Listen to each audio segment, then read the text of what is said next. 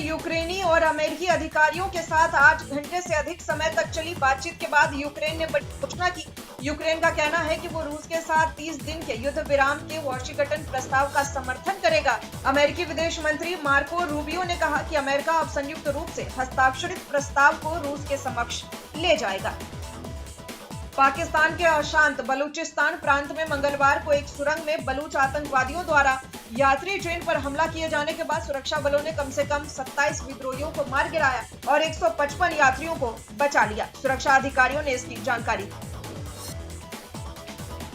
2 दिवसीय मॉरिशस यात्रा के दौरान पीएम नरेंद्र मोदी ने ग्लोबल साउथ की सुरक्षा और विकास के लिए मॉरिशस से भारत के एक महत्वाकांक्षी दृष्टिकोण की घोषणा की। दोनों देशों के बीच बुधवार को कई समझौते पर हस्ताक्षर किए गए।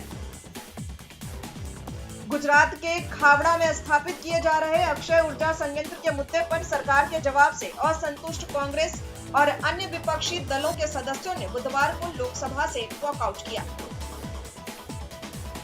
इलाहाबाद उच्च न्यायालय ने भारतीय पुरातत्व सर्वेक्षण को संभल स्थित जामा मस्जिद की पुताई का काम 1 सप्ताह में पूरा करने का बुधवार को निर्देश दिया। केंद्रीय उपभोक्ता मामले, खाद्य एवं सार्वजनिक वितरण मंत्री प्रहलाद जोशी ने बुधवार को कहा कि कांग्रेस जो भी करती है सिर्फ चुनाव के लिए करती है, जबकि प्रधानमंत्री नरेंद्र मोदी की सरकार लोगों की भूख मिटाने के लिए काम करती है। उपराष्ट्रपति जगदीप धनखड़ के स्वास्थ्य में संतोषजनक सुधार के बाद उन्हें बुधवार को नई दिल्ली स्थित एम्स से छुट्टी दे दी गई। अस्पताल ने इसकी जानकारी दी। पश्चिम बंगाल की मुख्यमंत्री ममता बनर्जी ने बुधवार को कहा कि संप्रभुता, धर्मनिरपेक्षता, बहुलवाद भारतीय लोकतंत्र के मुख्य आधार हैं और देश में हर किसी महिला और पुरुष को अपने धर्म का पालन करने का अधिकार है। हरियाणा में हाल में हुए नगर निकाय चुनाव के लिए मतगणना बुधवार को शुरू हुई, जिसमें अंबाला नगर निगम में भाजपा के महापौर पद के उम्मीदवार ने जीत हासिल की और 8 अन्य नगर निगमों में पार्टी के उम्मीदवार अपने प्रतिद्वंदियों से आगे हैं। मध्य प्रदेश सरकार ने बुधवार को 2025-26 के लिए अपना 4 करोड़ 21 लाख रुपए का बजट पेश किया, जिसमें कोई नया कर नहीं लगाया गया, जबकि धार्मिक स्थलों के विकास के लिए नई योजनाओं की घोषणा की गई।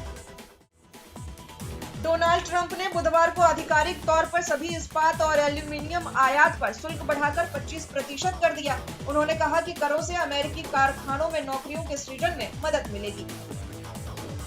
भारत ने 2 स्वर्ण और इतने ही रजत पदक सहित कुल 4 पदक जीतकर इटली के तुरिन में खेले जा रहे स्पेशल ओलंपिक विश्व शीतकालीन खेलों में अपने अभियान की सकारात्मक शुरुआत की। ऑस्ट्रेलिया के दिग्गज खिलाड़ी रिकी पोंटिंग का मानना है कि रोहित शर्मा अभी दमदार खिलाड़ी हैं और वो 2027 में दक्षिण अफ्रीका, जिम्बाब्वे और नामीबिया की संयुक्त मेजबानी में होने वाले वनडे विश्व कप तक भारतीय टीम का नेतृत्व करना जारी रख सकते हैं। गोल्ड स्मगलिंग केस में आरोपी अभिनेत्री रानिया राव की जमानत याचिका पर कोर्ट ने सुनवाई पूरी की। कोर्ट ने दोनों पक्षों की दलीलें सुनने के बाद अपना फैसला सुरक्षित रख लिया है। कोर्ट जल्द ही इस मामले में अपना फैसला सुनाएगा। बरेली से एक दिलचस्प मामला सामने आया है, जहां पढ़ाई छुड़वाकर घर वाले 2 सगी बहनों की शादी करवाना चाहते थे। इस पर दोनों घर छोड़कर बरेली से मथुरा पहुंच गई। वहां आगरा जाने की तैयारी में थी, तभी पुलिस को मिल गई। छात्राओं ने परिवार वालों पर उम्र में काफी बड़े व्यक्ति से शादी करने का आरोप लगाया। केंद्रीय विद्यालय संगठन की ओर से शैक्षणिक सत्र 2025 और 26 के लिए नोटिफिकेशन जारी कर दिया गया है। इच्छुक अभिभावक यहां दिए गए स्टेप्स के जरिए कुछ स्टेप्स को फॉलो करके रजिस्ट्रेशन पूरा कर सकते हैं। फागुन मास की पूर्णिमा को मनाया जाने वाला होली का पर्व इस साल 13 और 14 मार्च को धूमधाम से मनाया जाएगा। होलिका दहन को बुराई पर अच्छाई की विजय का प्रतीक माना जाता है। आंगनवाड़ी केंद्रों में आने वाली महिलाओं, बच्चों को स्वच्छ जल मुहैया कराए जाने को सरकार की पहली प्राथमिकता बताते हुए महिला और बाल विकास राज्य मंत्री सावित्री ठाकुर ने बुधवार को दावा किया कि आंगनवाड़ियों में पेयजल और शौचालयों पर खास ध्यान दिया जाता है। राज्यसभा में भाजपा के एस सेल्वागन व्यक्ति ने पूरक प्रश्न के उत्तर में सावित्री ने यह जानकारी दी। फिलिस्तीन समर्थक प्रदर्शनकारियों ने न्यूयॉर्क शहर में ट्रंप प्रशासन के खिलाफ विरोध मार्च निकाला। यह प्रदर्शन मध्य पूर्व कॉलेजों में विरोध और आव्रजन से जुड़ी नीतियों के खिलाफ थे। रिलायंस जियो ने भी भारत में Starlink high speed satellite internet लाने के लिए एलन मस्क स्पेस एक्स के साथ करार किया है। इससे पहले बीते दिन एयरटेल ने भी ऐसा ही समझौता किया था।